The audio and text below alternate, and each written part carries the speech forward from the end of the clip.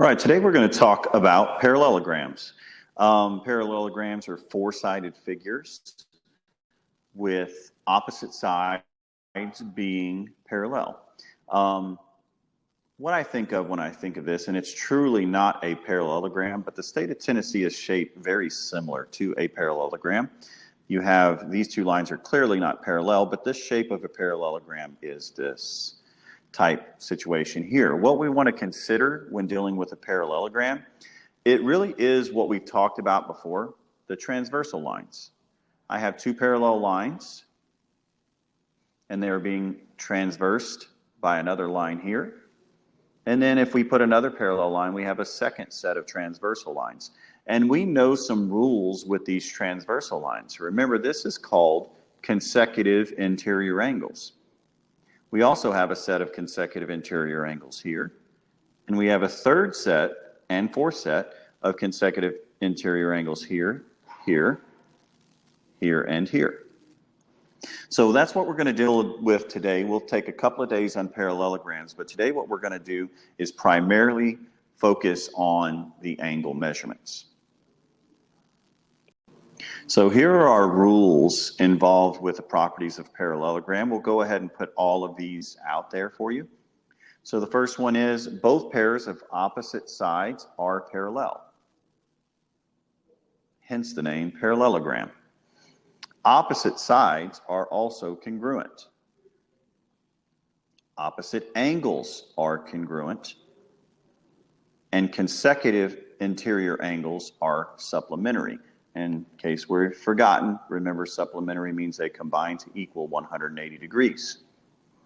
Now it's going to be pretty obvious on these parallelograms because one of our angles is going to be acute. One of our angles are going to be obtuse. Technically they could be right angles, but that would also make them a rectangle as well. So again, we're going to focus mainly on our angles today. So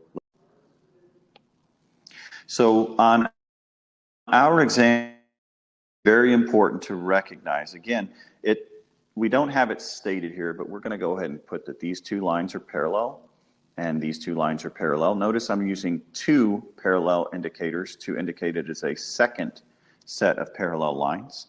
So those lines are parallel, which makes this a parallelogram. Same thing with the other side. Go ahead and fill these in real fast. Which means our opposite angles, which is what we're looking at on both of these, are going to be congruent. So if this angle here is 45 degrees, the angle opposite of that is 45.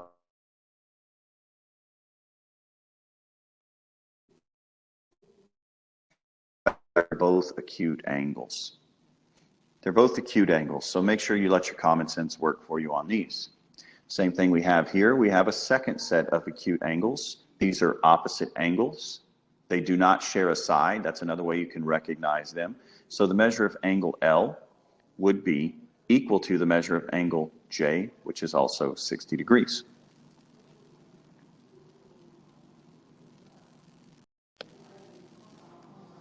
So as we look at these, again, we have parallelograms. And remember all those rules we spoke of at the beginning. The opposite sides are also equal because the opposite sides are parallel. We'll talk a little more on that tomorrow. But what we are focusing today is the fact that we have parallel lines. And in this case, again, use your visual knowledge of this at the very least. 76 is an acute angle, and the one that we're missing is clearly obtuse. Now, these two angles, if you remember when we had the transversal lines, we have two parallel lines being transversed by a second line, and those are called alternate interior angles. And alternate interior angles have the property of having the angles add together to equal 180 degrees. So in this case, the first angle we have here, angle W, is unknown, but angle 2 is 76 degrees. So these two are going to combine together and give us 180 degrees. So all we need to do is subtract our 76 away from our 180 degrees, and we will know that our angle W is equal to 104 degrees. We were looking for an obtuse angle. We have an obtuse measurement. That's always a good sign. All right, we'll take a look at example 4 here. Same concept. We're a little closer. We're a little closer to having side angles that are the same, but we still have parallel lines being transversed by a second line, CD. So these two angles, just like on the last one, are going to be supplementary angles. So angle D plus angle C equals 180 degrees. D is 95 degrees. C is the one we're searching for.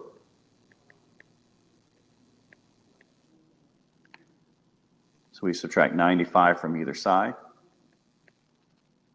both sides, and angle C will measure 85 degrees.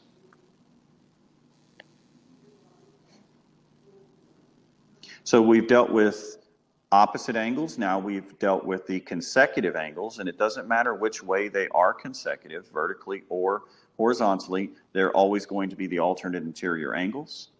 So now let's incorporate some algebra. Our example here, we can see that we have opposite angles. We know these are opposite angles because they are not sharing a side. And remember, on a parallelogram, the opposite angles are equal to one another. So angle W is equal to angle U. So we're going to replace their values. Angle W is 3x plus 5. Angle U is 122 degrees. So we just have a linear equation, one variable. So we're just going to solve for x. Subtract 5 from both sides, 13x equals 117. And we divide both sides by 13.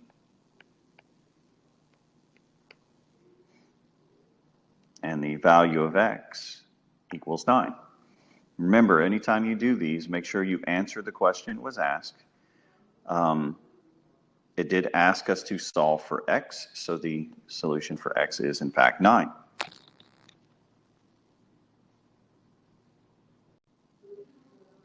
Our next example here, we have, again, algebra, but we have a different little facet here. These are not opposite angles because they are sharing the side kj. Can't have opposite angles if they share a side. So if they are not sharing a side, what that means is angle K plus angle J are supplementary, which means they combined equal 180 degrees. So we set up our equation and then we just go from there. Angle K is 20x.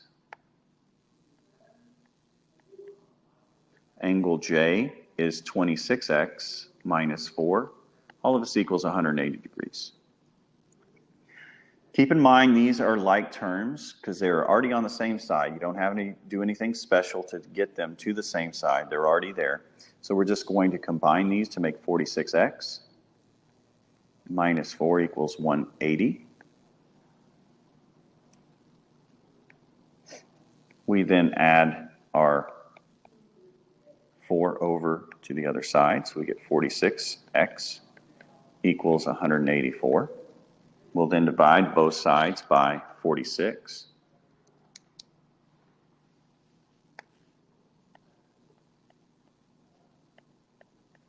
And again, make sure that we answer the question that was asked. We learned that x is equal to 4, And we were asked to solve for x, so that's all we need to do.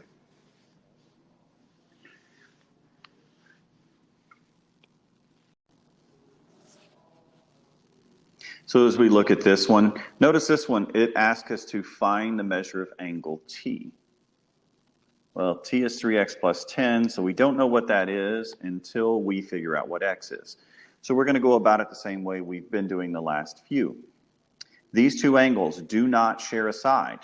Therefore, they are opposite angles, and if they are opposite angles, that means the angles are equal to one another. So angle T is equal to angle V. Well, we're going to substitute in 3x plus 10. And we're going to substitute in 4x for our other angle.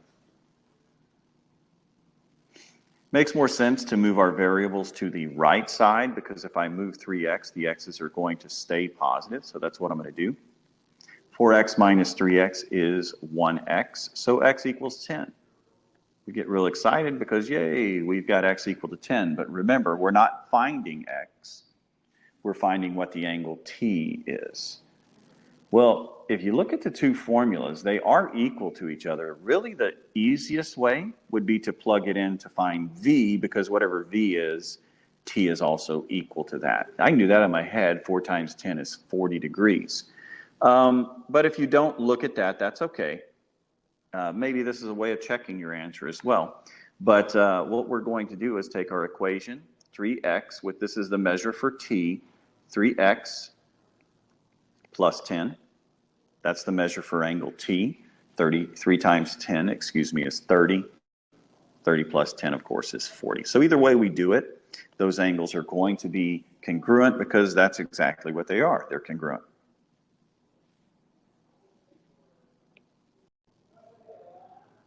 And of course, we're going to end on one where they're supplementary.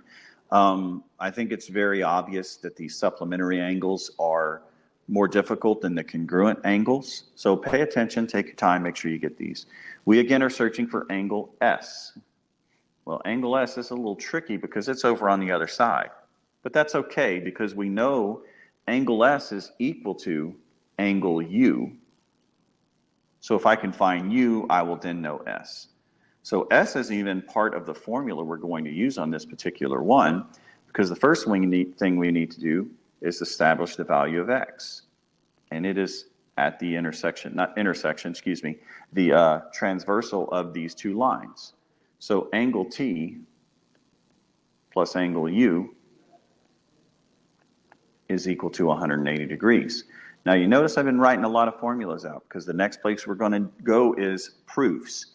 And this is going to be consecutive interior angles are congruent. This is a parallel line proof. All right, angle T, we're going to replace it with its actual algebraic value of 38x minus 2. And we're going to replace U with 23x minus 1. This, of course, equals 180 degrees. Now, I didn't have to put parentheses around the U because this is an addition sign.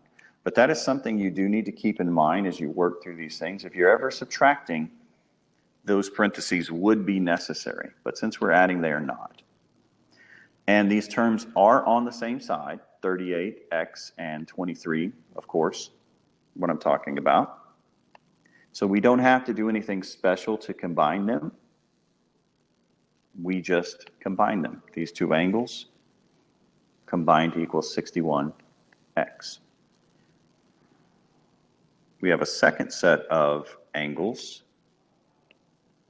-2 and -1, that we can put together. -2 and -1 make -3, combined to equal 180 degrees. Now we just have a linear equation, so we're going to add 3 to both sides.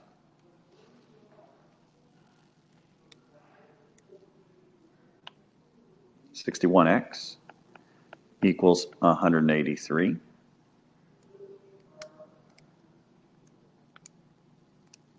And then we divide both sides by 61.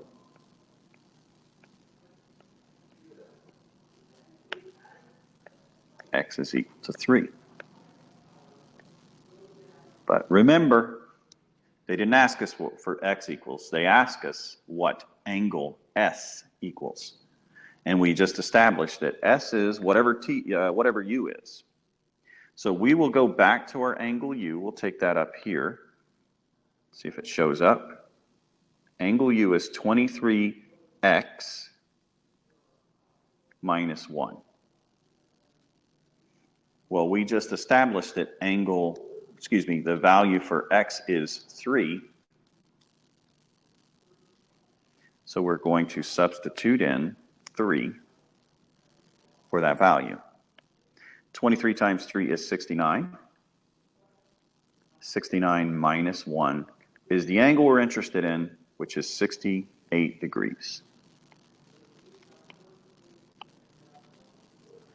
So that's the angle relationships that we are going to be dealing with parallelograms. Tomorrow we'll start talking about diagonals and sides as we do those things.